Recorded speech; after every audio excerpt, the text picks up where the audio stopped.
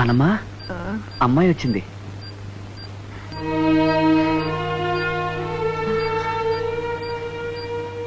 మా అమ్మగారు.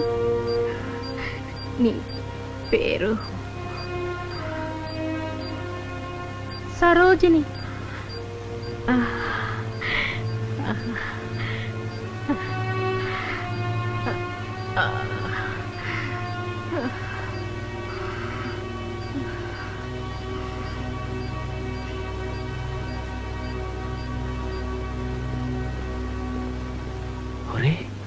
నువ్వు ఏం చేయమంటావురా?